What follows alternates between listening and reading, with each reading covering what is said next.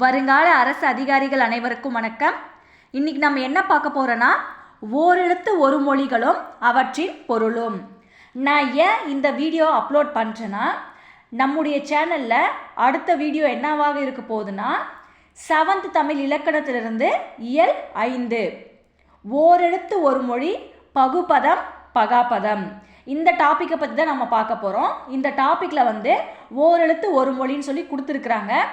நம்ம line by line question தான் போட போகிறோம் அந்த வீடியோவில். So line by line question வரும்போது ஓரெழுத்து ஒரு மொழியை பற்றி டீட்டெயில்டாக நம்ம அங்கே சொல்ல முடியாது. ஸோ அதனால தான் இந்த வீடியோவில் ஓரெழுத்து ஒரு மொழியை பற்றி நான் டீட்டெயில்டாக சொல்ல போகிறேன். தெரியாதவங்க தெரிஞ்சுக்கோங்க, தெரிஞ்சுக்கணவங்க மறக்காமல் இருக்கிறதுக்கு சின்னதாக ஒரு டிப் சொல்கிறேன். புரிஞ்சு படிங்க, மனப்பாடம் பண்ணாதீங்க. வாங்க வீடியோக்குள்ளே போகலாம். முதல்ல ஓரெழுத்து ஒரு மொழினா என்னன்னு தெரிஞ்சுக்கலாங்க. ஓரெழுத்து ஒரு மொழினா ஈ கை பூ. இப்போ இந்த எழுத்து எல்லாமே பாருங்க, இந்த எழுத்து ஒவ்வொன்றுத்துக்குமே பொருள் இருக்கு. ஈனா என்னங்க? ஈனா பறக்கிற பூச்சி வகையை சேர்ந்தது. கைனா நமக்கு இருக்கிற 2 கைகள். பூனா பெண்கள் தலையில் சூடிக்கொள்வது. இப்போ இது எல்லாமே பாருங்க, ஓர் எழுத்து பொருள் தரும் சொல்லாக அமைவதை ஓரெழுத்து ஒரு மொழி என்பர். இந்த எழுத்து எல்லாமே ஓரெழுத்து சொல்லதாக அமையும். ஆனால் இந்த ஒவ்வொரு எழுத்துமே எல்லாத்துக்குமே பொருள் இருக்கு. இதை தாங்க நம்ம ஓரெழுத்து ஒரு மொழி அப்படின்னு சொல்லி சொல்கிறோம். நன்னூல் என்னும் இலக்கண நூலை எழுதியவர் பவணந்தி முனிவர். நன்னூல் என்ற இலக்கண நூலை எழுதியவர் யாருங்க? பவணந்தி முனிவர். தமிழில் மொத்தம் 42 ஓரெழுத்து ஒரு மொழியே இருக்குது அப்படின்னு சொல்லிட்டு யார் சொல்லியிருக்கிறாங்க? பவணந்தி முனிவர். பவணந்தி முனிவர் தமிழில் 42 ஓரெழுத்து ஒரு மொழிகள் இருக்குது அப்படின்னு சொல்லியிருக்கிறாரு. இதில் நோ து ஆகிய 2 சொற்களை தவிர 40 சொற்களுமே நெடில் எழுத்துக்களாக அமைந்தவை. அப்போ இது 2ம் குறில் எழுத்துக்களாக அமைந்தவை. நல்லா சொல்ற பாருங்க, ஓரெழுத்து ஒரு மொழிகள் மொத்தம் 42 இருக்குங்க. இந்த 42ல் கடைசி 2 எழுத்து, அதாவது நோ து, இந்த 2 எழுத்து மட்டும்தாங்க என்ன எழுத்து? குறில் எழுத்துக்கள். மீதி இருக்கிற 40 எழுத்துக்களுமே நெடில் எழுத்துக்கள், அதாவது நீண்டு ஒலிப்பவை. உதாரணமா ஆ, இ, உ, ஏ, ஐ, ஓ, சா, சி, சே இது எல்லாமே எப்படிங்க இருக்கு? நீண்டு ஒலிக்கிறது. அப்போ ஓரெழுத்து ஒரு மொழிகள் 40மே நீண்டு ஒலிப்பவை. மீதி இருக்கிற கடைசி 2 எழுத்துக்கள் குறில் எழுத்துக்கள், அதாவது நோ து. இப்படி தாங்க இருக்கும். தெரிந்து தெளிவோம். 1வது ஆ பசு. ஆவை எப்படி சொல்லலாம்? அம்மா, மா, ஆ. இதை மறக்காதீங்க. அம்மானா யாருக்குங்க பிடிக்காது? அம்மானா எல்லாருக்குமே பிடிக்குங்க. உலகத்தில் வாழ்கிற அனைத்து உயிருக்குமே அம்மானா எல்லாருக்குமே பிடிக்குங்க. பசு, பசு யாருக்கு நிகராக நம்ம சொல்கிறோம்? தாய்க்கு நிகராக நம்ம பசுவை ஒப்பிடுறோம். ஏன்னா குழந்தைங்களுக்கு தாய்ப்பாலுக்கு அடுத்தபடியாக பசுவோட பால் தான் நம்ம கொடுக்குறோம். அப்போ அம்மா, ஆ, பசு அப்படின்றது மறக்காதீங்க. 1வது ஆ பசு. 2வது ஈ கொடு. ஈனா என்னங்க? ஈதல், கொடுத்தல் அப்படின்னு நம்ம படிச்சிருக்கிறோம். இந்த தெலுங்குல கூட சொல்லுவாங்க பாருங்க, ஈவ, தானிக்கு ஈவ அப்படின்னா அவங்களுக்கு கொடு. ஈனா என்னது? கொடு, இல்லாதவர்களுக்கு கொடு. ஈனா கொடு. 3வது ஊ இறைச்சி. ஊன்னு சொல்லுவாங்க. ஊன்னா இறைச்சி. ஊ நல்லா சிக்கன் மட்டன் தான் யாருக்குங்க பிடிக்காது? எல்லாருக்குமே பிடிக்கும்.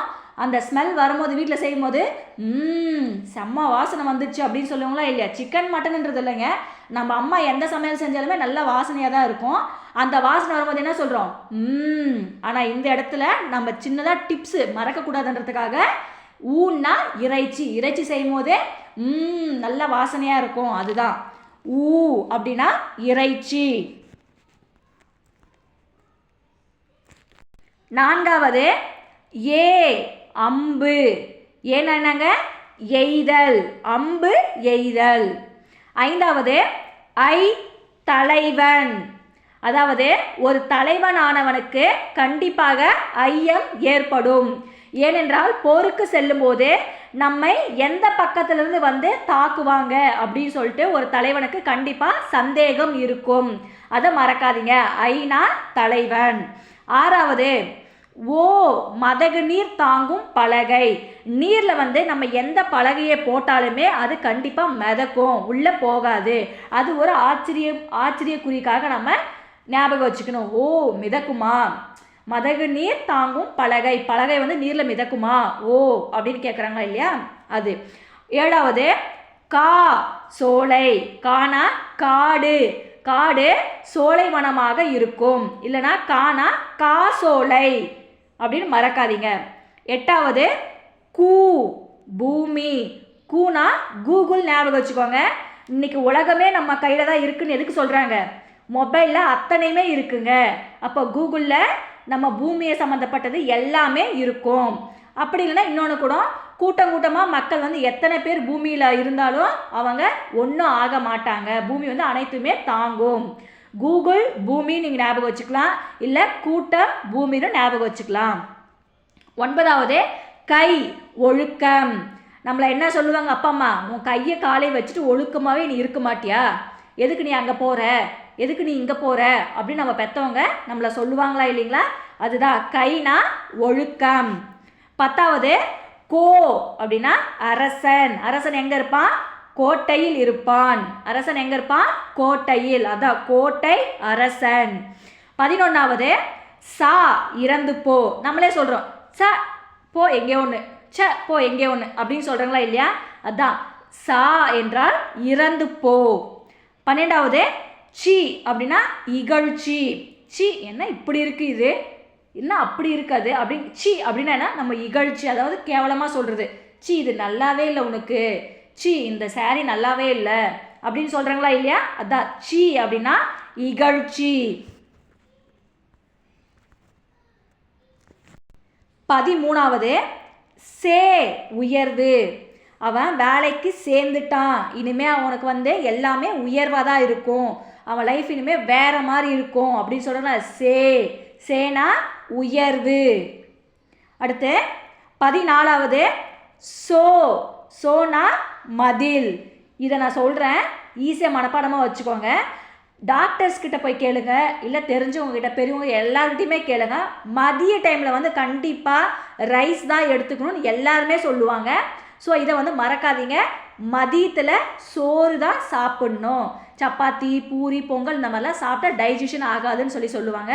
கண்டிப்பாக மதியானத்தில் சோறு தான் சாப்பிட்ணும். மதியானத்தில் சோறு அப்படின்றது மறக்காதீங்க. 15வது தா கொடு. தானா என்னது? கொடு. இது எல்லாருக்குமே தெரியும். 16வது தீனா நெருப்பு. 17வது தூனா தூய்மையாக இருக்க வேணும். தூய்மை தூய்மை. 18வது கடவுள். தேனா தேவர்கள் ஞாபகம் வச்சுக்கோங்க.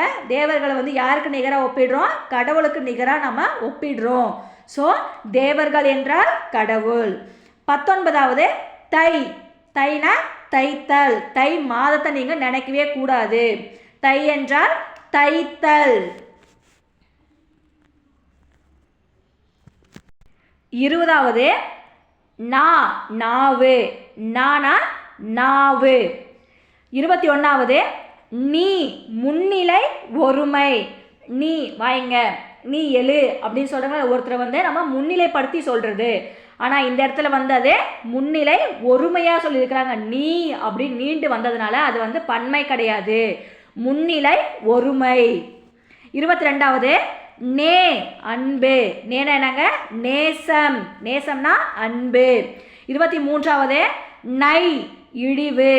சும்மா நை நீ ஏன் இப்படி பேசிட்டே இருக்கிற அப்படின்னு சொல்லிட்டு நம்மளை ஒருத்தர் கேவலப்படுத்தி சொல்கிறாங்க. அதுதான் இழிவு. நைனா இழிவு. 24வது நோனா வறுமை. எனக்கு வறுமையே வேண்டாம் சாமி, நோ வறுமை. நோன் வந்துட்டா வறுமை அப்படின்றது மறக்காதீங்க. 25வது பாடல்.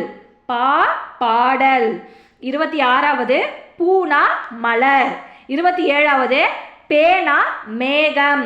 மேகம் சும்மா பேய் மழை பெஞ்சிட்டு இருக்குது, பெய்யுது. மேகம் மழை பெய்வது அப்படின்னு மறக்காதீங்க. 28வது பை அப்படின்னா இளமை. நம்ம ஸ்கூலில் தொடங்கி காலேஜில் முடித்து கல்யாணத்தில் தொடங்கி ஆஃபீஸ் வரைக்கும் போகிறது எல்லாமே பேகை மாட்டிட்டு தாங்க நம்ம போவோம். நம்ம சின்ன பிள்ளையிலேருந்து ஓரளவுக்கு ஸ்டேஜ் அடையிற வரைக்குமே கண்டிப்பாக இளமையாக இருக்கிற வரைக்குமே நம்ம பேகை எடுத்துகிட்டு தான் நம்ம போவோம். அப்போ பைனா இளமை. முதுமையில் யார் வயசானவங்க யார் தாத்தா பாட்டிலாம் பேகெல்லாம் மாட்டிட்டு போக மாட்டாங்க, ஏன்னா அவங்களால வெயிட் தூக்க முடியாது. ஸோ அதனால் பைனா இளமை என்பதை மறவாதீர். 29வது போ அப்படின்னா செல். நீ போ, இங்கிருந்து நீ போ அப்படின்னா செல், சென்று விடு, செல் அப்படின்னுவாங்க. அடுத்து 30 மா அப்படின்னா மாமரம். மானா என்னங்க? பெரிய. மாமரம் எப்படி இருக்கும்? பெரியதாக இருக்கும். அப்போ மா என்றால் மாமரம். 31வது மீ வான். வான்னா வானமை மறக்காதீங்க, ஞாபகம் வச்சுக்கோங்க. வானத்தில் என்ன இருக்கும்? விண்மீன். அதுதான் மீ என்றால் வான். 32வது மூ. மூப்பு. மூனா மூக்கு. நம்ம உடல் உறுப்பில் மூ எழுத்துல தொடங்குறது மூக்கு மட்டும்தாங்க. ஸோ நீங்கள் மூக்குன்னு எழுதிடாதீங்க, மூப்பு அப்படின்னு சொல்லிட்டு எழுதிருங்க. அடுத்து 33வது மே. மேனா அன்பு. மே மாதத்தை மறக்காதீங்க. மே என்றால் மே மாதத்தை மறக்காதீங்க. மே 1 என்னங்க? தொழிலாளர்கள் தினம். அந்த மே 1ஆம் தேதி அன்னைக்கு தான் அனைத்து தொழிலாளர்கள் நம்ம மறக்கவே மாட்டாங்க. எல்லாத்துலேயுமே தொழிலாளர்கள், எங்கு தொழிலாளர் எதிலும் தொழிலாளர். அந்த மே தினத்தன்று தான் தொழிலாளர்கள் அனைவரும் அன்பாக, அப்பயும் வேலை செய்கிறவங்க கஷ்டப்படுறவங்க கஷ்டப்பட்டு தாங்க இருக்கிறாங்க. அந்த ஒரு சந்தோஷத்தில் ஒன்று சொல்லுவாங்க பாருங்கள், இனிய உழைப்பாளர் தின நல்வாழ்த்துக்கள் போது அவங்க உதட்டில் ஒரு சின்னதாக ஒரு ஸ்மைல் வரும். அதுதாங்க விலை மதிப்பில்லாத ஒரு பரிசு. அப்போ மே என்றால், மே மாதம் என்றால் அன்பு, உழைப்பாளர்கள் தினம் அப்படின்னு நம்ம மறக்கக்கூடாது. 34வது மை அப்படின்னா அஞ்சனம். இப்போ மை நமக்கே நம்ம போடுறோம், நம்ம குழந்தைங்களுக்கு போடுறோம். அப்படி போடும் போது கண்டிப்பாக பயந்துட்டே தான் போடுவோம் உள்ளுக்குள்ளே. ஏன்னா மை எங்காவது முகத்தில் ஆயிருமா, ஆனால் அசிங்கமாக இருக்கும். ஸோ அதனால் மை போடும் போது பயத்தோடு தான் மை போடுவோம். அப்போ மைனா அஞ்சனம். 35வது மோ அப்படின்னா மோத்தல். மோனா மோத்தல். 36வது யா அப்படின்னா அகலம். யான்னு சொல்லும் போது நம்ம வாய் விரிதா இல்லைங்களா? யா. என்னம்மா யா அப்படின்னு கேட்கணும். யான்னும் போதே அகலமாக வாய் விரிகிறது. ஸோ யா என்றால் அகலம். 37வது வா அப்படின்னா அழைத்தல். இங்கே வாங்க அப்படின்னு ஒருத்தர் கூப்பிட்றாங்களா இல்லைங்களா? அது அழைத்தல். 38வது வி என்றால் மலர். மலர் விரிஞ்சாதான் பார்க்கறதுக்கு அழகாக இருக்கும். அப்போ வீணா மலர். 39வது வை புல். வைனா வைக்கோல். வைக்கோல்னா புல். 40வது வவ் கவர். வவ்னா அந்த சத்தம் யாருங்க கொடுப்பாங்க? கண்டிப்பாக நாய் தான். நாய் எப்படி குறைக்கும்? வவ் அப்படின்னு தாங்க குறைக்கும். வவ் வவ் அப்படின்னு குறைக்கும். அந்த நாய்கிட்ட ஒரு கவர் ஏதாவது ஒரு கிடச்சிச்சுன்னா பாருங்கள், அதை போட்டு கிழிச்சு சண்டை போட்டு கடித்து விளையாடிட்டு இருக்குங்க. அப்போ வவ் என்றால் நாய் நமக்கு ஞாபகம் வரணும். அந்த நாய் என்ன பண்ணோம்? கவர் ஏதாவது கிடைச்சா கடிச்சிட்டு விளையாடிட்டுருக்கோம். அப்போ வவ்னா கவர். 41வது நோ அப்படின்னா நோய். எனக்கு நோய் வேண்டாம். நோ அப்படின்னா நோய். இன்னொரு நோ, பெரிய நோ இருக்கு இல்லைங்களா? இது வந்தால் வறுமை. எனக்கு வறுமையும் வேண்டாம். வறுமைக்கு நோ நோ. நோய்க்கும் நோ நோ. நான் ஆரோக்கியமாக இருக்கணும் அப்படின்னு சொல்கிறதுங்க. அடுத்து தூ அப்படின்னா உன். தூ அப்படின்னா உன். தேங்க்ஸ் ஃபார் வாட்சிங். Subscribe to our channel.